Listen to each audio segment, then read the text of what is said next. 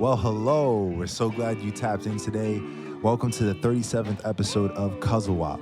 My name is Isaiah, also known as IV, and I will be the host for this evening's discussion. And I am joined by my brother and my cousin, Willie, also known as Arrow to the Face. What's good? Tonight, we're going to be talking about New York Comic-Con 2023, baby. We're on the back end of conventions getting wiped out by COVID and all of what came after COVID entertainment-wise. What's the point of having to have all these people come together for an event when we can digitally share all that information?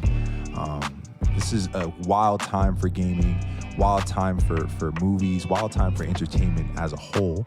And so I'm really excited to jump into this topic tonight. And Willie, honestly, bro, I'll be honest. I haven't been as tapped in as you definitely were this week. So I'm also excited to hear of some announcements that you might actually have heard about too, that I may not have heard. I mean, yeah, there are definitely different things that came out of New York Comic-Con this year that I was like, okay, I'm kind of shocked that this came out. But I mean, truth be told, the strikes and the actor strike is still in heavy effect. And although New York Comic-Con is the smaller of the major Comic-Cons, with the other one being San Diego, there's always great TV news to find here, always fun actor panels. And that was kind of changed this year because actors aren't allowed to talk about previous work. So they had Ewan McGregor on stage talking about his favorite way to make tea in America. Like, that's kind of crazy. But all that to say, the actors, they need to get their pay so that everything in the industry could be popping off as hard as it can. But New York Comic-Con did a little bit of something here and there. It had a few announcements. It's going to be a good last 2023 news episode. I feel like a small one, but still valued. But before we do that, bro, I just want to know, and I want the listeners to hear, what is your relationship with New York Comic-Con? How do you feel about New York Comic-Con, right? Because we've both been.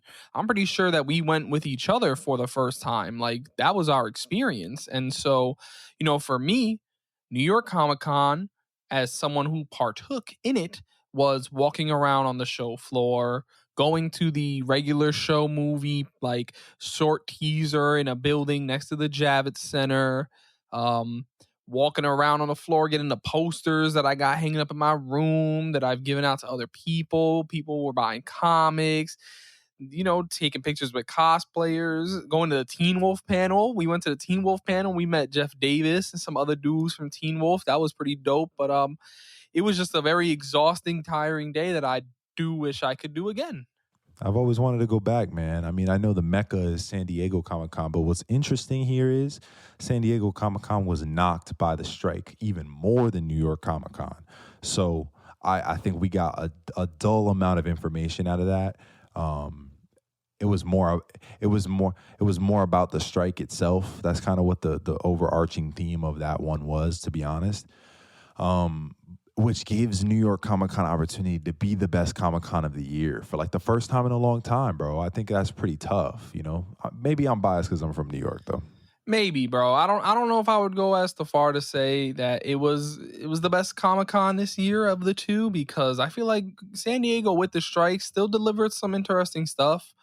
I guess by the end of the episode we'll know, or maybe we won't. Maybe we just let these separate cons be separate cons. But I'm ready to get into this episode, bro. How we doing this? I'm thinking I want to just pass back and forth like we normally do on these news episodes. First and foremost, I heard a little rumbling that due to the streaming success of the show, which I want you to understand, this point is actually quite ironic amidst these strikes because the actors are not being paid for the success of this particular show. Suits is getting a reboot, a new series that's in the world of Suits. And I don't know how I feel about it because I'm one of those people, bro, with an OG. Listen, I don't know a single show outside of Psych. This is where there's an argument. Outside of Psych that has been able to take these characters originally from USA and bring them into a new story with new writers and still keep the heart of the show. That's my concern. I don't know if they'll be able to do that accurately or not. Psych is a point that they could, but Suits is important to me, bro. USA characters welcome. Fakers are not welcome over here, baby. What? I mean, I've never watched Suits. The only reason why I've kind of wanted to get into it amidst the more recent popularity on streaming is because I know as a fact that Dule Hill pops up eventually, I believe. That is a USA boy right there. So, I mean, in regards to this news, I guess I'm excited for you if you're cautiously, waiting to see what happens. I hope it goes well, bro. Psych did it. Yeah, I'm shook. I'm shook a little, but if Psych can do it, they could do it. Well, you know what? To kind of match your energy about, returning television shows, Invincible season 2, they had that trailer. I never watched the Adam Eve special, but I watched the trailer for season 2. I'm gonna be there. I'm gonna be locked in. Although, I was never the Invincible is a goated television show kind of guy. I was never one of its huge supporters. I thought the show was really good. I'm excited to see where it goes, but that's kind of about it for me. Like, I haven't felt struggled waiting for its return. But in season 2 looks good, and to backpedal on that, or to kind of like have its back, Mortal Kombat dropped its Omni-Man trailer for the DLC Combat Pack 1. And I thought that looked very fun. And it kind of makes me want to buy Mortal Kombat sooner rather than later. What did you think of that, either or Invincible season 2 or the Mortal Kombat trailer showcasing all of Omni-Man's fatalities and stuff like that? Yo, bro, the head explosion is crazy, bro. That's the thing, man. They going crazy on these skins. That's always been a big thing about these Mortal Kombat games, bro. Yeah, I've always been more of an Injustice guy, but I've got to give the credit to Mortal Kombat. The way they put Jason, Predator, and so many other dudes in the game, bro, I got to respect it. You got any thoughts on Invincible season 2 though? I like Invincible, bro. I really enjoyed it. I haven't watched that Adam Eve thing fully. I've only watched a part of it so far. But nonetheless, I just think Invincible is gonna go. I think it's gonna top itself from the first season. I think that it'll hopefully become more grounded. So that's what I got from this trailer. It's very interesting. They're playing on this development point of him that's more mature. He's not this cheesy kid that gets his butt whooped. I thought that was some of the weaker parts of the first season, but it's just the very first, like the 8th of the actual story. So I'm down. I got to read a little more. I got to see a little more, if you know what I mean. What else you got for me? Well, we got Dragon Ball Daima premiering with a new trailer. Now, this is a new Dragon Ball television show for the 40th anniversary of Dragon Ball. And, we've been waiting for Dragon Ball Super to come back for some time now. And, we were waiting, thinking maybe this would be the year. And then we were getting rumors that we were getting a new show, but it would be focused on something a little bit different, and people got scared. But this was the official, they dropped the trailer and some information. What did you think of the trailer? First thoughts after seeing that trailer is I'm like, what are they trying to do, bro? What's really their goal there? Like, what do they really want to do? Am I watching Goten? Am I watching Goku? What is that? Like, what's up? So, I mean, truth being told, like, a lot of us don't know what we're looking at. We just know that it's new Dragon Ball. But, Akira Toriyama, the creator of Dragon Ball, did drop a little bit of a letter online so that people could have a bit of an understanding. So here's what he said. He said, "I'm working on a new Dragon Ball show called Daima. Daima is a made-up term, which in Japanese character would be translated to something like evil." So, there's the reasoning behind the name. And then it says, due to a conspiracy, Goku and his friends are turned small. In order to fix things, they'll head off to a new world. It's a grand adventure with intense action in an unknown and mysterious world. Since Goku has to make up for his petite size, he uses Power Pole to fight, something not seen in a long time. I love Goku with Power Pole. But then Akira continues to go on and say, "I came up with the story and settings, as well as a lot of the designs. I'm putting a lot more into this than usual," which is, good thing, bad thing, we don't know, because Akira Toriyama, sometimes he does a little too much, but he ends it all off by saying, "Things will unfold that close in on the mysteries of the Dragon Ball world. Hope you enjoy these different from usual battles that are cute and powerful." Listen, he seems to be very excited about it. It's the 40th anniversary, so they're trying to capture the feeling of Dragon Ball, And I'm there for that. I think a lot of people form what they think the Dragon Ball universe is around Dragon Ball Z, and to each their own. If you're not excited for this, that's completely understandable. I get it. I'm not like head over heels for this, but I'm just happy to get something new. And if it's good, it's good. It's bad, it's bad. And that's how I move forward. You know what I mean? But you best believe that now, because this show has been announced, CUZZO-OP, right before the release of this, we got to do a Dragon Ball episode, bro. IP got to do his homework. We ended like swimwear. I'm going to have to hop up in the lab. I'm going to have to hop into the hyperbolic time chamber, actually. All right, what you got for us, bro? What's your next bit of news? So one thing I definitely want to talk about that I loved, bro. I thought it looked so good. That Scott Pilgrim trailer, baby. That anime Scott Pilgrim picture trailer, bro. First off, to see a different art style on this story that I've now seen in two mediums.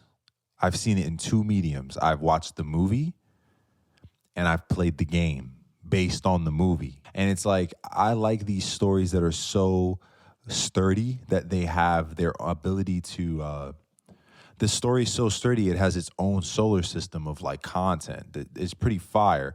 Cyberpunk is another example of this. Cyberpunk has now had 3 different iterations in terms of it being a board game, and now it's a video game, and now it's a anime.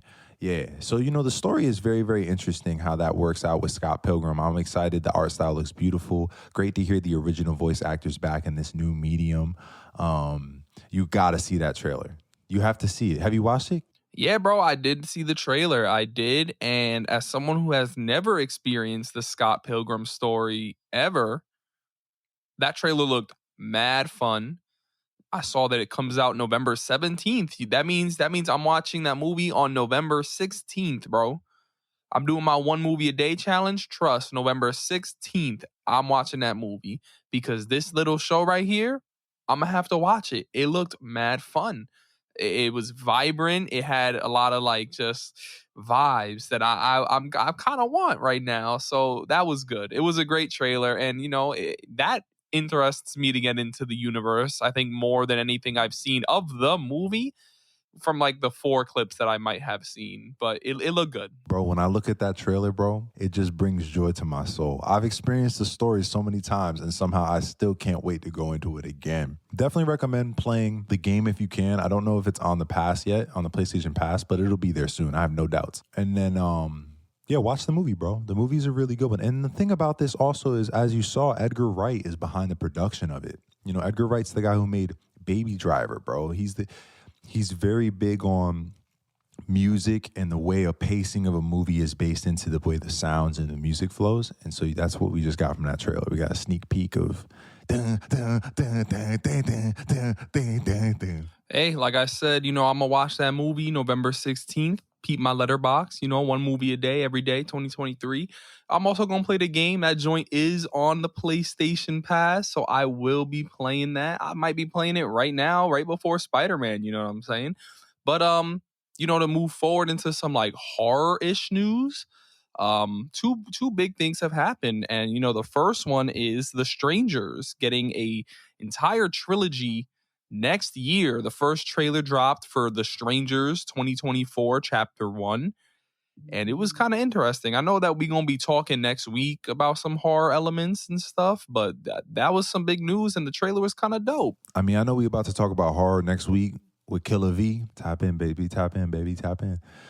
But I'm excited to talk about that. We got to talk about that next week for sure, because I thought these trailers, the trailer and the concept of bringing it back at this point in time is just really smart. And I think they're going to do a great job. Those joints are creepy, bro. Those are creepy films. Well, to kind of move on to the next bit of horror news, we've got Miramax and A24. They were battling for the custody rights for the Halloween franchise, and that custody battle is over with Miramax winning. Now, Miramax did the Scream movies, or at least the first Scream movie that I know. I haven't done all my research, but they've done Scream 1, and that was a slasher. Granted, that was years ago, but I'm pretty sure that Miramax can do the right thing if they really wanted to go hard and all. If they treat the franchise with respect, I'm there for it. I don't necessarily think either of these would have been a bad choice. I just, I might prefer the Miramax route, to be honest. As long as they remain classy. For that argument, bro, I'm surprised that Miramax won, even though I know they've had a little bit more stake in time in certain areas of horror traditionally. But wouldn't A24 getting a hold of Halloween be like Nolan getting a hold of Batman? Like, wouldn't there an elevated style, people who make actual film, legit cinema, respectfully, bro, the stuff that's like you care about the meat and bones, every piece of the way the story flows, the pacing, the timing, the writing. Well, first, I think that legit cinema, that's kind of crazy, bro, because that's, damn, bro, you talking shit about creatives now. I don't know about that one like that. You know what I'm saying? Like, I feel like there's different genres for a reason, and I feel like that legit cinema thing, it doesn't need to be applied to horror or at least Halloween. Like, is it great to have that elevatedness? Yes, absolutely. But come on, son. Like, stop playing with Scream, bro. That's legit cinema, bro. And hey, again, I kind of prefer the Miramax route if they can, keep that slasher feeling alive. That elevatedness, Midsummer, Hereditary, and all that of A24. I say, like, those are great. I don't think I would want that for Michael Myers. But hey, you know what? We just gotta wait and see, right? So let's keep it pushing, bro. I know that you got something on your plate, right? What you got? I feel like this opportunity to see some first looks of the tone and the vibe of Percy Jackson and the Olympians was great this week. I think it excited me. Seeing his mom, she looks exactly how I imagined she would be in my head. Like, crazy the way she's wearing a blue flannel and like, if you really tapped in all the stuff you imagine as a kid reading those books, it looks like they're doing a good job of putting it on the screen. You're seeing his stinky stepdad, remember the musk from the dad is used to hide him from the monsters. Like, come on, they went crazy. The Poseidon looks crazy. The late Lance Reddick. Ooh, my heart, bro. They're fire photos. You have to see it. Yeah, I mean, I saw the pictures and I'm like, okay, cool. I have no information about anything from this universe. So I'm guessing the gods just kind of blend in with everybody else. They're not going to look crazy God of War-esque type, I'm excited to see my boy Lassiter from Psych as Hephaestus. I know that was a casting. I was like, oh yeah, I'm there just for him. Maybe I'll read the book before the show. Maybe I'll watch the other movies, even though I've been told to just wait. So we gonna see, bro. I'm there, bro. If they putting the love into it and the author of the book is involved, I'll be there. But another piece of news that dropped over the weekend, some Walking Dead stuff back in San Diego Comic-Con. We spoke about the Daryl Dixon show, and they just announced we're getting a season 2. Fun fact, it's actually not just called Daryl Dixon, it's called The Walking Dead Daryl Dixon. And season 2 is going to have one of the worst names for a television show I think I've ever heard. The Walking Dead, Daryl Dixon, The Book of Carol. That doesn't sound good to me. The title, at least. I love Carol. I'm happy to be getting her back. But the more exciting Walking Dead news for me was a teaser for The Ones Who Live.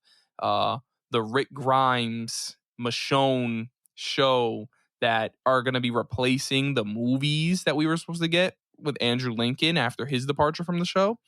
So I'm excited for that, bro. I will be there. I've been waiting for that man to be on that screen. Rick Grimes is one of the greatest protagonists in the history of television, in my opinion. So I've been waiting to see Andrew Lincoln back in the role. You got any thoughts on it? I know that you're not big on The Walking Dead.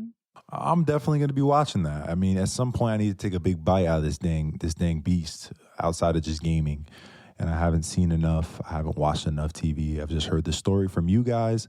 So I think it'll be a good way to jump in. It'll be a good way to jump in for sure. I mean, personally, I don't know if I would use that as a way to jump in, considering that it's also kind of meant to wrap up most of the story from the actual original show. But I mean, if you do you, bro. Also, I did want to mention that I did see the trailer and the brief discussion with the Insomniac team about the 2 new skins that are going to be in the game for Spider-Man 2, which dropped tonight, 11 p.m. Thursday. I'm on that, John, bro. You're tight, because midnight for you means you got less awake time, bro. You about to fall asleep. You acting like You acting like you ain't gonna be sleeping before me though, because you already know how I am. That's a fact, because you a night owl. You crazy with it. Nah, we got to hop in the party and play or something. Listen, this has been 5 years in the making. We are finally getting this Spider-Man 2. You know, we got Spider-Man, we got Spider-Miles Morales. I replayed both of them over the weekend so that we were ready for this, bro. I'm ready for this. I'm down to be in that party when we get that shit run up if you trying to get into that. Point is, I'm excited. I'm not going to look at the suits because I want to see them in the game. Unfortunately, I've had a few spoiled for me, but I'm going to keep pushing, because all I've gotten are suit spoilers, luckily enough. But, up next, I want to talk about some outside Comic-Con news, some rumor news that I think you and I are both going to appreciate a little bit. The streets is saying that Marvel is cleaning up their act after Secret Invasion and that they're going to start treating their television shows like television shows that deserve to be respected and have value by giving the right shows season 2s. They're going to stop this limited edition bullshit. They're starting to say, okay, yeah, the 6 episodes to tell an entire story may not be enough. We're going to give Moon Knight a season 2. We're going to give Miss Marvel a season 2. That's what they're saying, and I like what I'm hearing. They're getting their head together because they've been losing people fast because of their decisions. And I guess maybe the writer strike, the reception of Secret Invasion, some of their movie stuff that they've also done stuff with. They making moves to correct their wrongs. And we might not feel it right away, but supposedly is coming. And okay, I'm there like that. I'm like, okay, good. Stop playing around, bro. I'm excited for them to get their head in the game. We've been wondering when this was going to happen. One of our first episodes, we talked about Marvel and where it is and where it was leading up to with Ant-Man. And you can hear our hearts. We're frustrated because it feels like they keep promising something, that they're building something that's important, but it just feels like, just wide built spaces in the sand. Like, it doesn't feel like it's built towards something. It feels like it's just flimsy. It's just for the sake of building. And we over that, bro. We got too many people doing story very well for us to be thinking that we want to watch that from Marvel. Fudge out of here, bro. Give me that real. I need that Daredevil season 1, 2, 3 formula. I need that. Why didn't we get a second season? We did get a second season of Punisher time. Like, I need that type of, okay, we dedicated to these characters and where they're headed. Well, it's kind of funny that you bring up Daredevil, right? Because, I get the idea of the formula of Daredevil telling an elongated story, but I don't want a Daredevil season 4. I really don't. Because I liked what I saw of him in She-Hulk, and I hope that they take a little bit of a different route with Matt and the character of Daredevil, because we've seen that darkness and everything. So, let me tell you about the leaked Daredevil stuff, because the show is apparently getting entirely revamped over at Disney. Apparently, they had a few episodes filmed already, and now they're scrapping it all. They're going to take some of that recording, use it somewhere else, but apparently the storyline is being reworked. And there are some things where I'm like, okay, I can see why people are mad at it, but I was also kind of excited about that. They were saying that Daredevil wouldn't be in the suit until like episodes 4 or 6. I'm okay with that. I like, because truth be told, a lot of the interesting stuff from that Daredevil season 1 was in Matt's mind outside of the suit, but whatever. Keep it pushing. Supposedly Karen and Foggy were gonna die. Please, Foggy, die. You see, this is the hot takes we have here at CUZZO-OP, bro. All this to say, I feel like a lot of the outrage from the internet is because people don't like change. I would have totally been down to see Karen and Foggy get bodied. I would have totally been down for whatever story they were going to tell, as long as it's done well. If it serves the story, then do it. Y'all want Matt in a dark place? Well, there you go. Karen and Foggy, they died. Matt's in a dark place. Oh, but y'all don't want him in that much of a dark place. I got it. Personally, they weren't the ones that made that original Daredevil show as special to me as some of the other characters and Matt's internal, dialogue. But I don't want to just keep seeing the same thing put out there. So I was open to what I was seeing from the leaks before. But if they're revamping the show to do something else now, fair game. They could do that too. I will be there. I just hope it's done well. And I hope that the character remains interesting. I love Charlie Cox, and I'm happy that it's a soft reboot. Honestly, bro, when it comes to that rumor and everything that's going on, it makes me excited. It's new waters. We've been saying it's gonna take a shift, because what was happening here is DC is starting to realize this lesson before Marvel. So Marvel is almost behind them now, which is interesting. So now the war is so wild how Marvel was popping on DC for the last like 5, 7, 8 years.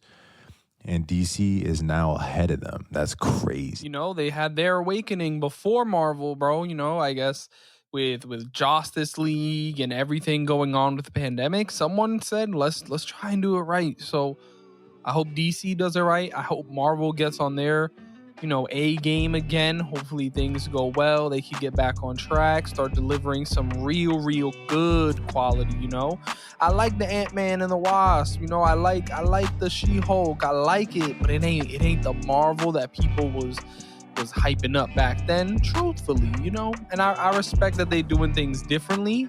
But they need to do it a little bit more good. Anyways, man, we could keep going on and on about this entertainment, and we will. Tap in anywhere that you listen to episodes of podcasts, whether it be Apple Podcasts or it be Spotify, YouTube. We on YouTube. Come into the YouTube comment section. Tell us a little bit about what you think about what's going on with news. Did we miss something? Tell us. We'd love for you to join us. It's been great talking about some more stuff, entertainment with you, and that's always what you can find here at CUZZO-OP. You'll always find 2 cousins, 1 podcast. Endless entertainment. Doses.